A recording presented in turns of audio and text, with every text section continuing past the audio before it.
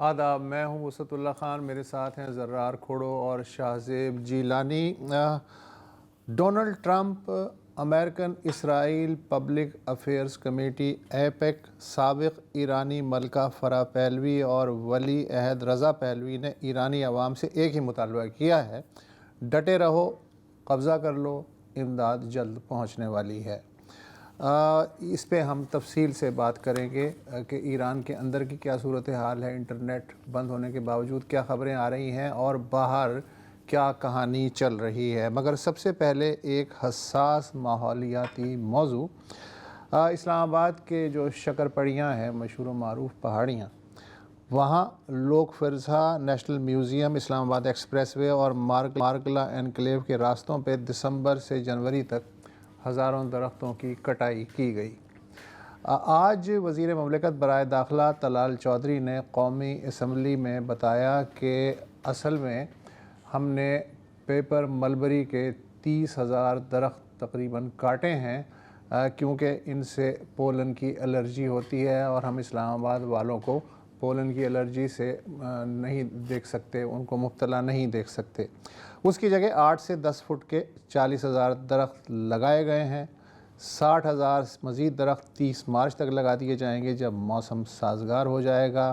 C D A کہتا ہے کہ ملبری سے پولن الرجی ہوتی ہے۔ ماحولیات کے وزیر مصدق ملک نے کہا ہے کہ ملبری سے زندگی کو خطرہ لاحق ہو سکتا ہے۔ طلال چودھری نے کہا کہ اس کے علاوہ اسلام آباد کے ماسٹر پلان میں براؤن زون تب تک گرین زون کہلاتا ہے جب تک اس پہ تعمیراتی کام شروع نہ ہو جائے۔ قومی اسمبلی کے اندر اور باہر آج اس معاملے پہ خاص توجہ دیکھی۔ ایک ایسے وقت جب کہ ہم انوائرمنٹ پہ بھی بات کر رہے ہیں، جب کہ ہم کلائمیٹ چینج کے جو اثرات ہیں پاکستان کے اوپر اس پر بھی بات کر رہے ہیں، اور پے در پے یہاں ٹری کٹنگ ہو رہی ہے۔ یہ جو پیپر ملبری ہے، اس کو صرف ہٹایا کاٹا نہیں جاتا، اس کی جڑیں بھی نکالنی پڑتی ہیں، ادروائز یہ دوبارہ اگاتا ہے۔ پیسے دے کے ایسے درخت جو کہ اسلام آباد کے رہنے والوں کی صحت کے لیے مضر تھے، اور وہ انٹرنیشنلی یہ بات ثابت شدہ ہے، اور کورٹ آرڈرز اور باقی وہ ہٹائے گئے ہیں۔ اگر کوئی درخت ہٹایا گیا ہے تو اس کی جگہ 4 ٹائم سے زیادہ بڑے درخت وہاں پہ لگائے گئے۔ آپ ڈرون اڑائیں، ڈرون کے اندر ایک اسپیسیفک کیمرہ لگتا ہے جو کہ پن پوائنٹ کرتا ہے درخت کون سا ہے، آپ نے کون سے درخت کو کاٹنا ہے، کون سے درخت کو پلگ ان کرنا ہے، کون سے درخت کو ریپلیس کرنا ہے جو درخت آپ نے کاٹا ہے۔ آپ اڑائیں، 1 گھنٹے کے اندر آپ کو سارا ڈیٹا دے دے گا کمپیوٹر کے اوپر۔ آپ جو درخت کاٹیں اس کی جگہ پہ دوسرا درخت لگا لیں، اور بہت سستا ہے صاحب، بہت ایکسپینسو یہ پروپوزل نہیں ہے۔ جو الرجی کے جو ٹریز ہوں گے وہ ڈیفینیٹلی ان میں تھے ضرور، لیکن وہ بھی آپ ان کو پک کر سکتے تھے اور باقی درختوں کو چھوڑ دیتے۔ میں جب یہاں پہ آئی تو آئی جسٹ شاک ٹو سی کہ پائن ٹریز تو کہیں نظر ہی نہیں آ رہے، تو پائن ٹریز تو میرا نہیں خیال کسی الرجی کا ریزن تھے۔ انہوں نے نہیں دیکھا کہ جنگلی توت کاٹ رہے ہیں، انہوں نے ساتھ اور بھی درخت کاٹ دیے ہیں۔ تو یہاں پہ دیکھیں نا کہ یہ شکر پڑیاں کی یہ وہ روڈ ہے جس پہ ہم آتے تھے تو بڑا ہم انجوائے کرتے تھے اس جنگل کو، مطلب ایک جنگل ٹریک تھا یہ، تو انہوں نے یہاں سے جنگل بالکل ہی ختم کر دی ہے، اور مطلب آپ دیکھیں نا ایسے لگ رہا ہے کہ اجڑا ہوا میدان ہے۔ سی ڈی اے نے یہ جو سلسلہ شروع کیا وہ اسلام آباد کے اندر، چونکہ ہم یہاں دیکھ رہے ہیں کہ اسلام آباد باقی شہروں سے جو منفرد تھا اس کی حیثیت کو ختم کیا جا رہا ہے۔ یہاں کے انوائرمنٹ کو بالکل جیسے پنڈی کو اور لاہور کو بالکل چٹیل میدان بنا دیا گیا تھا، اسی طرح اسلام آباد کے پیچھے بھی پڑے ہوئے ہیں۔ اسلام آباد کے رہنے والے وقتاً فوقتاً اس مسئلے کی طرف نشاندہی کرتے رہے ہیں، لیکن میرا خیال ہے کہ حالیہ دنوں میں یہ آوازیں جو ہیں یہ باقاعدہ ایک گونج بن گئی ہے، اور اس نے پھر مجبور کیا ماحولیات کے جو ہمارے وزیر ہیں مصدق ملک کو کہ وہ جائیں، خود دیکھیں، تھوڑا سا ری ایشور کریں لوگوں کو کہ ہم اس معاملے کو سنجیدگی سے لے رہے ہیں۔ اور پھر انہوں نے آج جو بیان دیا، ابھی وسعت بھی بتا رہے تھے کہ یہ جو ہے یہ پیپر ملبری کا سارا معاملہ ہے، اور سی ڈی اے کے مطابق چونکہ یہ معاملات جو ہیں ان پر پہلے کورٹ میں بھی یہ اٹھے ہیں، ہائی کورٹ میں، پھر سپریم کورٹ میں بھی، کہ اسلام آباد میں جو سانس کی بیماریاں ہیں، دمے کا مرض ہے، وہ ایکسیسبیٹ ہوتا ہے اس درخت کی وجہ سے۔ لیکن WWF Pakistan global environmental organisation ہے، انہوں نے ایک بیان میں واضح کیا ہے کہ اسلام آباد میں جو کچھ ہو رہا ہے وہ صرف اس پیپر ملبری کا جو درخت ہے اس کا معاملہ نہیں ہے، بلکہ وہاں پہ جو بہت ساری کنسٹرکشن ہو رہی ہے، سو کالڈ ڈیولپمنٹ کی جو کنسٹرکشن ہو رہی ہے، اس میں روڈز شامل ہیں، اس میں ایک مقام پہ کہیں پہ کوئی یادگار بھی بنائی جا رہی ہے. ان ایکٹیویٹیز کا بھی بڑا امپیکٹ ہے، اور کافی سارا علاقہ جو ہے جہاں پہ سبزہ ہوتا تھا، درخت ہوتا تھا، وہ آہستہ آہستہ صاف ہو رہا ہے. سرکار نے جو آج بیان دیا، انہوں نے اصرار کیا کہ نہیں، اسلام آباد کا سبزہ کم نہیں ہو رہا بلکہ بڑھ رہا ہے. اچھا، یہ جو حالیہ دنوں میں جو پوری بحث چل رہی ہے ہمارے ٹی وی چینلوں پہ بھی، آج پارلیمنٹ پہ بھی، اس کا ایک کریڈٹ جو ہے ہمارے کولیگ ہیں اسلام آباد میں کاشف علی عباسی، ان کو بھی جاتا ہے، کیونکہ انہوں نے 6 جنوری بھرپور خبر شائع کی ڈان اخبار میں، جس میں انہوں نے شکرپڑیاں کے اس علاقے کی بات کی، وہاں کے جو لوگ ہیں آس پاس ان سے بات کی، اور پھر لوگوں کی توجہ اس ایشو پہ مرکوز ہوئی. وہ اس وقت ہمیں اسلام آباد سے فون لائن پہ جوائن کر رہے ہیں. کاشف، آپ کا اسلام آباد سے رپورٹنگ کا بڑا تجربہ ہے، سی ڈی اے کو بھی، یعنی کہ کیپٹل ڈیولپمنٹ اتھارٹی کو بھی آپ کور کرتے رہے ہیں، جو کہ میں تو دراصل یہ دیکھ کے حیران ہو گیا کہ یہ وزارت داخلہ کے ماتحت ادارہ ہے، اور وہاں پہ بھی بڑے پاورفل ایک چیئرمین ہیں جن پہ کافی تنقید ہو رہی ہے. تھوڑا سا پہلے اگر یہ مجھے بتا دیں کہ یہ جو ہم بات کر رہے ہیں کہ جی کہ اسلام آباد کا بڑا علاقہ جو ہے سرسبز علاقہ چلا گیا، کیا ہم اس کو کوانٹیفائی کر سکتے ہیں کہ کتنا علاقہ ہے جو حالیہ برسوں میں سمجھیں کہ اس کو بالکل صاف کر دیا گیا ہے؟ مطلب ایکسٹینٹ کیا ہے یہ اس ڈیفارسٹیشن کا؟ جی بہت شکریہ. اصل میں اس ایشو کو اگر ہم 3 پارٹس میں لیں تو پھر لوگوں کو بھی سمجھنے کے لیے بڑی آسانی ہوگی. سب سے بڑا جو ایشو ہے وہ شکرپڑیاں نیشنل پارک جو ہے، پروٹیکٹڈ ایریا، اس میں سب سے پہلے کٹنگ کی گئی، جس میں یہ سی ڈی اے کا کلیم ہے کہ ہم نے پیپل ملبری کاٹے، جبکہ اس میں جو لوکل سپیسیز تھی، لوکل جو درخت تھے، وہ بھی لوگوں کا یہ کہنا ہے، جو لوکلز ہیں بڑے سیریس لیول پہ لوگ یہ ایلیگیشن لگاتے ہیں کہ اس طرح ہو نہیں سکتا کہ جنگل میں کوئی 100% پیپل ملبری تھا. تو وہ ایک بڑی میسو لیول پہ جو کٹنگ ہوئی، اس سے جو شکرپڑیاں تھا وہ بالکل ایکسپوز ہو گیا، اور وہ لوگ ایک دم پریشان ہو گئے کہ یہ وہ کیا ہوا اور کیا نہیں ہوا. تو جس کی وجہ سے یہ سارا ایشو سامنے ہے. سی ڈی اے جو ہے وہ آج بھی اسی بات پہ اپنی قائم ہے کہ جی ہم نے صرف پیپل ملبری کاٹا ہے، حالانکہ جنگل کی 4 پیچز ہیں جس کے تقریباً یہ 20 ایکڑ کے قریب جگہ بنتی ہے، جو بالکل آپ سمجھ لیں کہ وہ ایک بیرن اور ایک گنجا وہ ہوگی سارا ایریا. جو ایمرجنسی بنیادوں پر جب یہ ایشو ہائی لائٹ ہوا تو انہوں نے جنوری میں ہی وہ ساری سٹارٹ کر دی اپنی کمپین، اور کافی زیادہ تعداد میں کافی درخت لگا بھی چکے ہیں، جو مطلب 5 فٹ 8 فٹ ان کی ہائٹ ہے. تو وہ اس کو ڈیمیج کو کور کرنے کی بھرپور کوشش ہے. اور دوسرا اس میں کنٹسٹڈ ہے، یہ ڈسپیوٹیڈ ہے، جس میں وہ کہتے ہیں پیپل ملبری، لوگ کہتے ہیں کہ اس کے ساتھ پیپل ملبری کی آڑ میں اور درخت بھی کاٹ دیے انوائرمنٹ ونگ جو سی ڈی اے کا اس نے. دوسرا جو ہے، کیونکہ تینوں ایشو اکٹھے آ گئے تو اس کی وجہ سے زیادہ ہائپ بن گئی اسلام آباد میں. ایک H8 شکرپڑیاں کے بالکل اپوزٹ جو ہے وہاں پہ ایک پارک ہے. اچھا، یہاں شکرپڑیاں سے ایک اور چیز ہے جو بڑی امپورٹنٹ ہے کہ اس روڈ پہ ماضی میں یہ بالکل سنسان اور ٹھنڈی روڈ اس کو کہتے تھے مقامی زبان میں. اب یہاں سے ہو کے آپ کو ایکسپریس وے، وہ جو گاڑیاں ساری چلتی ہیں، H8 کا ایریا وہ سارا نظر آتا ہے. تو وہ اس کی وجہ سے وہ سارا کچھ اوپن ہو کے ایکسپوز ہو گیا تو لوگ پریشان ہو گئے. دوسرا جو H8 میں ایک یادگار بن رہی ہے، جس کے لیے ایک پہلے وہاں پہ پارک تھا، پہلے سے موجود تھا، اس پارک کو اوور ہالنگ کی جا رہی ہے یادگار کے لیے. تو وہ جو ایکسپریس وے کے ایج کے اوپر جو بڑے درخت تھے وہ وہاں سے کاٹے گئے. تو وہ کیونکہ جو بھی لوگ گاڑی چلا رہے ہیں، ٹریولر وہاں سے گزرتے ہیں، تو ان کو ایک دم سے نظر آتا ہے کہ یہاں سے بھی کٹ گئے، یہاں سے بھی کٹ گئے. تو وہاں پہ زیادہ ایشو لوگوں نے اس کو بھی بنایا. حالانکہ اس پارک میں اتنے زیادہ درخت نہیں ہوئی، وہ جو اس کے آؤٹر ایج پہ تھے وہاں سے ہوئے. لیکن جو سب سے بڑا ایشو جو ایک اور تیسرا اکٹھا ہو گیا، وہ پارک روڈ کے ساتھ جو ایک روڈ بن رہی ہے، جو مرگلا انکلیو اور ڈی ایچ اے، ان دونوں کا جوائنٹ وینچر ہے. سی ڈی اے کی زمین تھی اور ڈی ایچ اے کے ساتھ ان کی کولیبریشن، وہاں پہ ایک ہاؤسنگ سوسائٹی بن رہی ہے تقریباً 20,000 کنال کے اوپر. اس کے لیے ڈائریکٹ جو ہے ایک ڈوئل کیریج وے بنائی جا رہی ہے. وہ ایک دم سے ہی شروع ہوئی، کسی کو پتا بھی نہیں تھا، اس کا کوئی EIA ہوا نہ پاک EPA نے اس کی کوئی اپروول دی. وہ ود ان ڈیز وہ شروع ہوگی. درختوں کی بڑے پیمانے پہ وہاں پہ کٹائی ہوئی، اور وہاں پہ جو درخت تھے وہ بڑے بڑے درخت تھے. وہ NIH کی لینڈ تھی انیشلی جو، تو وہ ہمیشہ سے بڑے درخت تھے. تو وہ اس میں تو وہ درخت بھی شامل ہیں جو 50 60 70 سال اس حساب سے بھی پرانی، اس کو WWF کی رپورٹ میں بھی کہا گیا. تو وہ جب درختوں کی کٹنگ ہوئی تو یہ 3 ایشو جب اکٹھے ہو گئے، تو اس سے پھر civil society, media, social media تو پہلے سے ہی کافی اس پہ بات کر رہا تھا. تو یہ ایشو سارے سامنے آئے، اور وہاں سے بھی درختوں کی بڑے پیمانے پہ کٹائی ہوئی. تقریباً 4 کلومیٹر کی روڈ بن رہی ہے. تو اس کی وجہ سے یہ منسٹر صاحب جو کہتے ہیں کہ گرین کور بڑا ہے، تو یہ جو 3 خالی ان 2 ماہ میں جتنا کم ہوا ہے، تو اس کا کیسے وہ کہہ سکتے ہیں کہ بڑا ہے؟ جی سر. شہری اچھا، رحمان صاحبہ کا بھی تقریباً کم و بیش یہی سوال ہے کہ بھائی اگر آپ ری پلانٹنگ کی بات کریں تو ہم نے تو بلین ٹری سونامیاں بھی دیکھی ہیں, کیا کوئی اتنا بڑا فرق پڑا؟ جی شاہ زیب. میں یہ کہہ رہا تھا کہ سی ڈی اے نے کا بار بار جب بھی ان سے کسی کی بات ہوئی ہے تو وہ کہتے ہیں کہ جی 1 کے بدلے 3 یا 1 کے بدلے 4, یہ ایک پرانا ایک نعرہ ہے کہ کہیں پہ اگر ہم نکال رہے ہیں درخت تو ہم لگائیں گے. آج بھی یہ جو دعویٰ کیا گورنمنٹ کی طرف سے طلال چودھری صاحب نے کہ ہم نے 40,000 تو لگا دیے ہیں آلریڈی, 60,000 ہم اور لگائیں گے, یہ کاشف آپ کچھ اس کی تصدیق کر سکتے ہیں کہ یہ ایسا ہے؟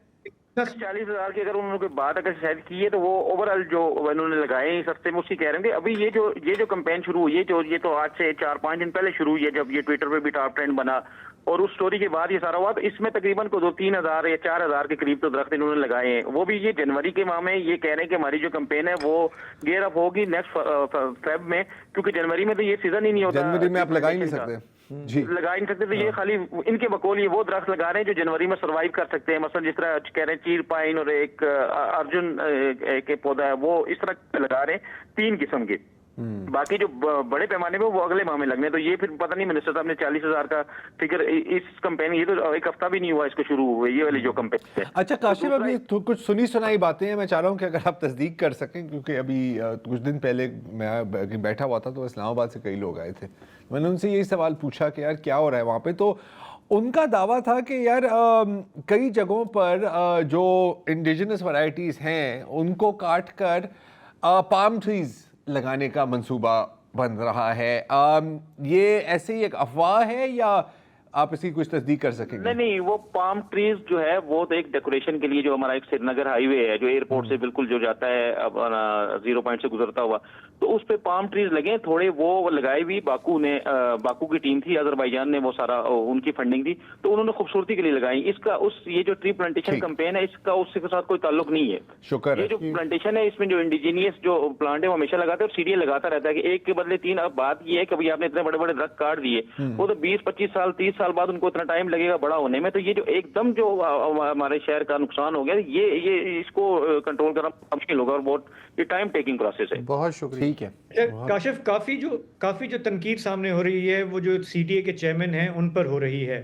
اب ظاہر ہے کہ ایک شخص جو ہے وہ تو آئی ڈونٹ نو کس حد تک ذمہ دار ہوگا, لیکن بطور ادارہ سی ڈی اے جو ہے وہ ان کی لیڈرشپ کے تحت ایک تاثر میرا یہ ہے کہ وہ جواب دہ نہیں رہا, وہ میڈیا سے بات نہیں کرتے, ایکسپلین نہیں کرتے, ان کے لوگوں سے جب رابطہ کیا جائے تو ایویسو رہتے ہیں. آپ کا کیا تجربہ ہے, آپ کی ان سے بات ہوئی ہے, وہ کیسے ایکسپلین کیسے کر رہے ہیں؟ میرا جو خیال ہے کہ یہ پورا سی ڈی کا ایک پورا ونگ ہے, انوائرمنٹ ونگ, جو جس کو ایک ممبر ہیڈ کرتا ہے, اس کے نیچے ڈی جی ہے, ڈی جی بھی اب وہ گریڈ 18 کا ایک بندہ الگ ہے, وہ 20 کی پوسٹ ہے, وہ بھی لاہور سے ایک صاحب آئے ہوئے وہ ہیں. تو یہ انوائرمنٹ ونگ کا پورا جو ایک نظام ہے یہ ان کی نیگلیجنس اور یہ سارا کچھ ہوا, اور باقی جو 2 انہوں نے شاید ان سے پوچھا بھی نہیں, روڈ والوں نے بھی اور یہاں پارک کا بھی. تو جہاں تک ملنے کی یہ بات کرنے کی بات ہے, ہمارے ساتھ تو وہ ان کی رہی ہے بات جب بھی ہم نے بات کی اور وہ کہا, لیکن ان دونوں جو پروجیکٹس ہیں ان کی کوئی ای آئی اے نہیں ہوئی, ان کی کوئی پبلک ہیئرنگ نہیں ہوئی. تو پبلک کو کیا کس طریقے سے لوگ اتنے پریشان ہیں کہ پچھلے سال آپ نے دیکھا ہوگا اسلام آباد ہسٹری میں کبھی ایسا نہیں ہوا کہ اولے وہ جو جن کا سائز جو ہے وہ اگر گاڑیوں کے شیشے ٹوٹ گئے تھے تو لوگوں کا بڑا کنسرن ہے. سیدپور میں فلڈ آ گیا, آپ کو پتا ہے یہاں پہ ایک اور جگہ پہ فلڈ آیا جس کی وجہ سے 4-5 لوگوں کی پچھلے سال میں ڈیتھ ہوئی ہے. تو لوگوں کے لیے انوائرمنٹ کا جو ایشو ہے وہ اس وقت سب سے زیادہ برننگ ایشو ہے. اس کی وجہ سے لوگ پریشان ہیں, لوگ ایک دم خوف میں آ گئے کہ یہ ہو کیا رہا ہے. اور دوسرا یہ کہ اسلام آباد میں بڑے بڑے ڈیولپمنٹ پروجیکٹس جو ہیں یہ پچھلے سال میں خالی 5 بڑے پروجیکٹس جو ہیں, ٹوٹل سٹی نے 18 پروجیکٹس کیے اور 5 بڑے روڈز کے پروجیکٹس کیے ہیں. اور یہ جو کنکریٹ کے اور زیادہ سے زیادہ یہ جو پروجیکٹس کی طرف جا رہے ہیں اس کی وجہ سے بھی یہ خوف ہو رہا تھا کہ یہ ہمارا جو گرین کور ہے وہ ختم ہوتا جا رہا ہے. ٹھیک ہے, بہت شکریہ کاشف. ایک انٹرسٹنگ بات, شو سے پہلے ہم بات کر رہے تھے کہ یار پیپر ملبری لگانا کس کا آئیڈیا تھا.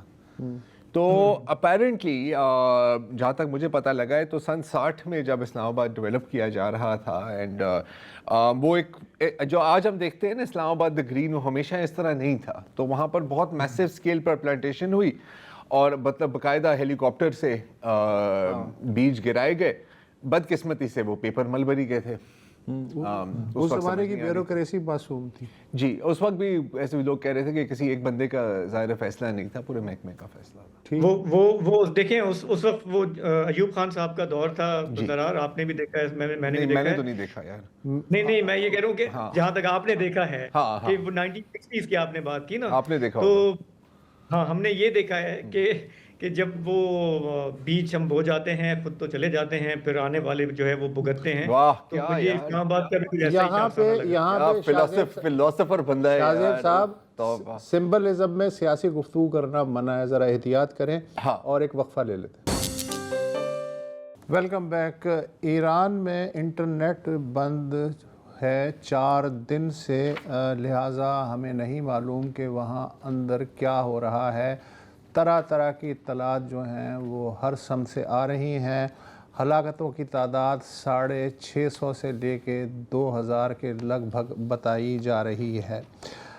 صدر ڈونلڈ ٹرمپ نے کہا ہے ابھی جو کچھ گھنٹے پہلے انہوں نے اپنا میسیج دیا ہے سوشل میڈیا پہ کہ ایرانی عوام اپنی تحریک جاری رکھیں اور ریاستی اداروں پہ قبضہ کر لیں. قاتلوں اور ظالموں کے نام یاد رکھیں, مدد بس آیا ہی چاہتی ہے. ایرانی حکام سے تب تک بات چیت نہیں ہوگی جب تک وہ قتل و غارت بند نہیں کرتے. یہ صدر ٹرمپ کا تازہ میسیج ہے. گزشتہ روز ٹرمپ نے ایران سے تجارت کرنے والے ممالک پہ 25% اضافی ٹیرف عائد کرنے کی دھمکی دی تھی. چین نے اس کی مذمت کی ہے. امریکی حکام نے نیم سرکاری ایرانی خبر رساں ایجنسی تسنیم کی انگریزی ویب سائٹ امریکہ کی حد تک بند کر دی ہے. American Israel public affairs committee ایپیک, آپ اس کے بارے میں جانتے ہوں گے, انہوں نے بھی ایک بیان جاری کیا ہے کہ ایران میں ہلاکتوں کو روکنے کے لیے امریکہ اب فوجی مداخلت کرے.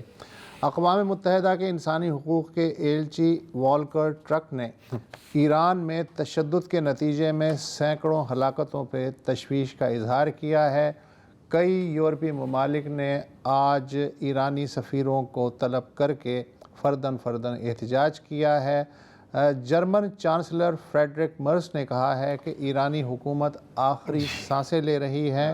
حکومت ایران نے اس ریمارک پہ احتجاج کیا ہے. ایرانی وزیر خارجہ نے کہا ہے کہ جرمن چانسلر کو ایسی زبان استعمال کرتے ہوئے شرم آنی چاہیے. اور کوئی بھی کچھ کہہ دے آپ لوگ چپ ہی رہیں, کیونکہ ظاہر ہے کہ وہی ممالک ہیں, یہ وہی شخصیات ہیں. جب اسرائیل دن میں 100 بچے مارے تو وہ کہتے ہیں وہ تو سیلف ڈیفنس ہے, یہ لو 50 بامز, یہ ان کا ہوتا ہے. اچھا جی شاہ اس سب کے دوران بہت سارے لوگ یہ سوال کر رہے ہیں کہ اس دفعہ جو احتجاج ہو رہا ہے کیا یہ واقعی ڈو اور ڈائی ہے. ہم نے دیکھا ہے کہ 2009 میں احتجاج ہوا تھا, اس کے بعد 2 دفعہ ہم نے 3 بلکہ ویوز دیکھی ہیں احتجاج کی, اور ہر دفعہ لگتا ہے کہ بس اب وہاں پہ ریجیم چینج ہوئی کہ یہ کہہ سکتے ہیں کہ اب تک جو احتجاج ہوئے ہیں ان میں میگنیچیوڈ کے حوالے سے سب سے بڑا ہے. اور ایک اور چیز شاہزیب میں آپ کی بات میں اضافہ کروں تو احتجاجوں کے بیچ میں جو گیپ ہے نا وہ بھی کم ہوتا جا رہا ہے. یہ ایک امپورٹنٹ بات ہے. اچھا اب یہاں پر نا ہمیشہ 2 ویوز ہوتے ہیں, 2 ٹوٹلی متضاد ویوز ہوتے ہیں. ایک تو کہ یہ تو 100% فورن سپانسرڈ ہے, اور ایک کہ نہیں یہ 100% انڈیجنس ہے. دونوں باتیں درست ہو سکتی ہیں. It is a mixture. لیکن جس طرح چیزیں جی اس کا جو ایکسٹینٹ ہے وہ ہم نے دیکھا ہے کہ بہت زیادہ شہروں تک پھیل گیا ہے جو رپورٹنگ ہو رہی ہے. اچھا اب ایسے میں جب اگر آپ نظر دوڑائیں کہ ایران میں اپوزیشن کون ہے تو ظاہر ہے اس کا کوئی واضح چہرہ نظر نہیں آتا. یہ لگتا ہے کہ کہیں پہ اسپونٹینیس ہے, کہیں پہ ظاہر اسپانسرڈ بھی ہوگا. لیکن ایران سے باہر ایک چہرہ ہے جو ہر مرتبہ جب یہ اس طرح کا احتجاج ہوتا ہے تو وہ نمودار ہوتا ہے, اور وہ ہے رضا شاہ پہلوی کا. 65 سال ان کی عمر ہے. ہم جانتے ہیں کہ وہ ایران کے بادشاہ کے ولی عہد تھے. اس ٹائم پہ ان کی عمر کم تھی, وہ امریکہ گئے تعلیم حاصل کرنے کے لیے, جب پیچھے ان کے والد کی حکومت کا تختہ الٹ گیا, اور پھر اس کے بعد وہ واپس نہیں آ سکے. تو 4 دہائیوں سے سمجھیں اوپر سے وہ امریکہ میں ہی رہتے آئے ہیں. پچھلی بار جب بھی ایران میں احتجاج ہوا ہے تو وہ ٹیلی ویژن پہ آتے تھے, انٹرویوز دیتے تھے کہ جی یہ پرامن طور سے ہونا چاہیے, جو بھی ہو, عدم تشدد کی بات کرتے تھے. اس دفعہ ان کا رویہ, ان کا ٹون جو ہے وہ بہت ہی بدلا ہوا ہے. اور جیسے ابھی رپورٹ بھی ہو رہا ہے, انہوں نے بارہا کہا ہے کہ جی کہ نہ صرف سڑکوں پہ نکلیں بلکہ آپ جو فائنینشیل لائف لائن ہے ایران کی اس کو بلاک کریں. انہوں نے ورکر سے کہا, چاہے وہ آئل اینڈ گیس میں ہوں, ٹرانسپورٹ میں ہوں, کہ آپ نے جو ہے گورنمنٹ کو بالکل پیرالائز کر کے دینا ہے. پیر کے دن امریکی نشریاتی ادارے سی بی ایس نیوز کی نورا میکڈونلڈ کو انہوں نے ایک تفصیلی انٹرویو کروایا گیا. جو بھی ہے, ایسے حالات میں ہم دیکھتے ہیں کہ امریکن میڈیا جو ہے وہ کافی پروموٹ کرتا ہے ایسے کیریکٹرز کو, لیکن ہم اس انٹرویو میں انہوں نے بہت ہی واضح طریقے سے کہا کہ دا رجیم ہیز ٹو گو. انہوں نے کہا ایران میں ایکشن کا وقت اس وقت آ گیا ہے, اور ان سے جب پوچھا گیا کہ اس میں تو ظاہر تشدد ہوگا تو لوگوں کی جانیں جائیں گی, انہوں نے کہا دس از وار, اور جنگ میں تو ایسا ہوتا ہی ہے. مجھے مزہ آ رہا ہے, مجھے اس لیے مزہ آ رہا ہے کہ 1978-79 میں یونیورسٹی میں تھا اور انقلاب ایران میرے سامنے کھل رہا تھا, میرے جیسے ہزاروں نوجوانوں کے سامنے کھل رہا تھا.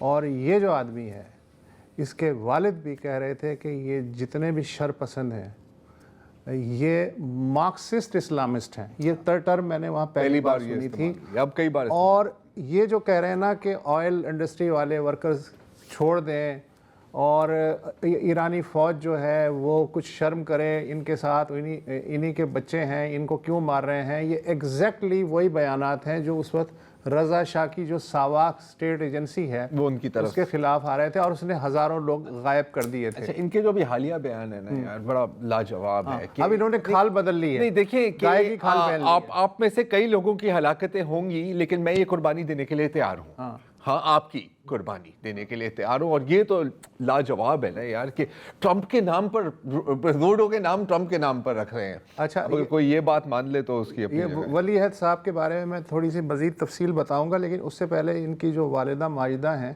87 سال ان کی عمر ہے, فرا دیبا پہلوی, انہوں نے ایک بڑا ٹھیک ٹھاک قسم کا میسج دیا ہے اپنے بچوں کو ایران میں. 87 سال کی والدہ ہیں نا وہ ایران کی. انہوں نے کہا ہے کہ جی روشنی ابھرنے والی ہے, تاریکی چھٹنے والی ہے. مجھے اپنے بچوں کی احتجاجی تحریک دیکھ کے میرا دل فخر سے بھر گیا ہے. فرا نے ایرانی سیکیورٹی فورسز کے اہلکاروں سے اپیل کی کہ وہ قاتلوں کی بجائے اپنے لوگوں کا ساتھ دیں, کیونکہ آپ کی جڑیں بھی اپنے عوام میں ہیں. فرا جو ہیں وہ 46 سال سے باہر ہیں. جو ان کے صاحبزادے ہیں رضا پہلوی, ابھی شاہ زیب بتا چکے ہیں کہ کہنے کو تو وہ 65 سال ان کی عمر ہے, لیکن وہ جب 17 سال کے تھے انقلاب سے ایک سال پہلے 1978 میں وہ امریکہ گئے تھے فائٹر پائلٹ کی ٹریننگ حاصل کرنے کے لیے.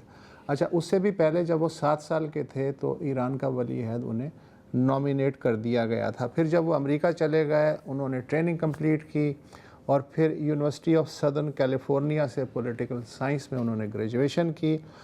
مزے کی بات ہے کہ 1980 میں جب ایران عراق جنگ چھڑی تو رضا پہلوی نے جو ایران کی جو اسلامی حکومت ہے اسے آفر کی کہ میں چونکہ فائٹر پائلٹ ہوں لہٰذا مجھے اجازت دی جائے کہ میں ایرانی فضائیہ کی طرف سے عراق سے لڑوں.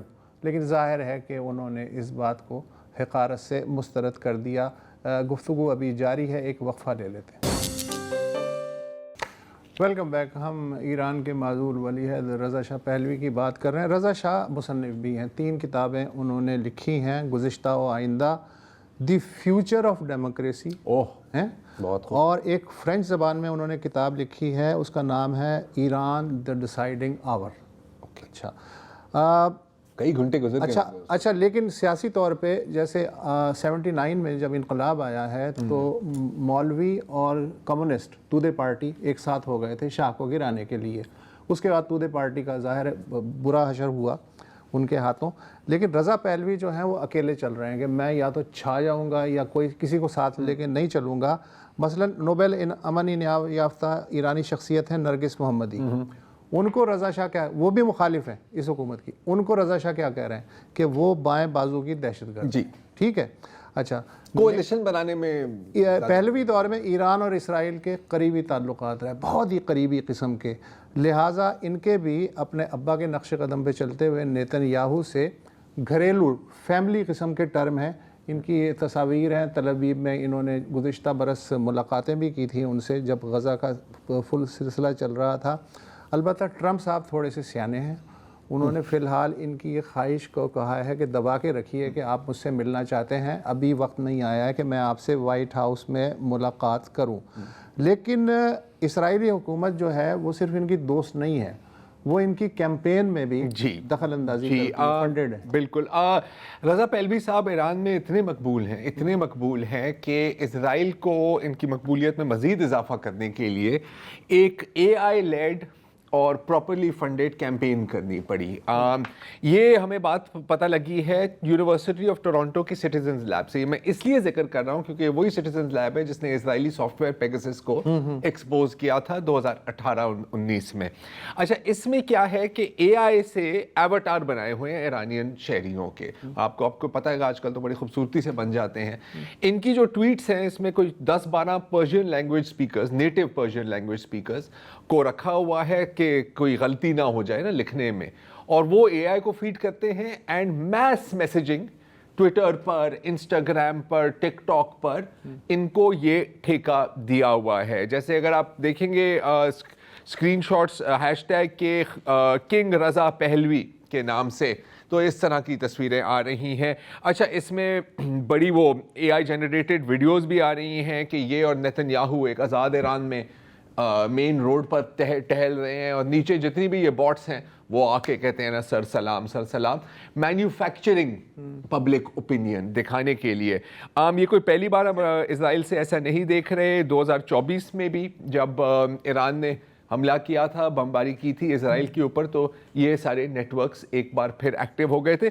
اچھا، اسرائیلی جو اینالسٹ ہیں وہ بھی خود کہہ رہے ہیں کہ یار کیا واقعی کرنے کی آپ کو ضرورت تھی، کیونکہ ایک تو آپ ایرانین رژیم کو اسلحہ دے رہے ہیں کہ یار یہ دیکھیں یہ سب فیک ہے، اور دوسرا کہ یار یہ تو ڈکٹیٹرشپس کا کام ہے. یار ایک جمہوری ملک ہونے کے ناطے سے اسرائیل کو ایسی چیزیں تو نہیں کرنی چاہیے. مطلب آپ نسل کشی کر سکتے ہیں لیکن آپ نے فیک اکاؤنٹ بنا لی ہے، یار یہ کس طرح کی حرکت ہے.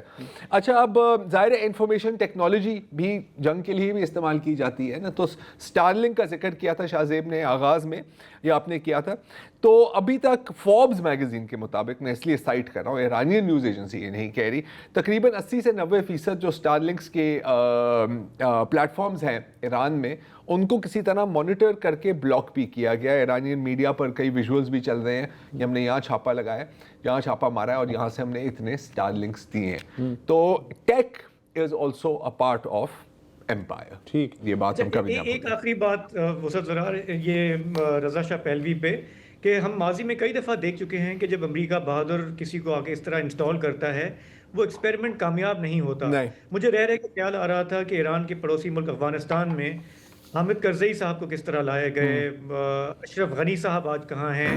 اور پھر اگر آپ اس کے دوسرے نیبر کو دیکھیں عراق کو، آپ کو یاد ہوگا 2002 میں جب صدام حسین کو گرایا گیا تو ایک صاحب تھے احمد شلبی، وہ بینکر تھے عراقی، ان کو لا کے انسٹال کیا گیا کہ جی یہ ہمارے سی آئی اے، نے ان کو فنڈز دیے، پورا امریکہ ان کے پیچھے تھا. لیکن جب پہلی دفعہ الیکشن ہوا عراق میں 2005 میں، تو ان کی ضمانت ضبط ہو گئی تھی، پارٹی جو ہے ایک سیٹ بھی نہیں جیت سکی تھی. بالکل. تو یہ سارے تجربے ہمارے سامنے ہیں. اس مرتبہ پھر اگر کوئی خواہش ہے، لیکن if at first you don't succeed, try again. ہاں ٹھیک ہے، وقفہ لے لیں.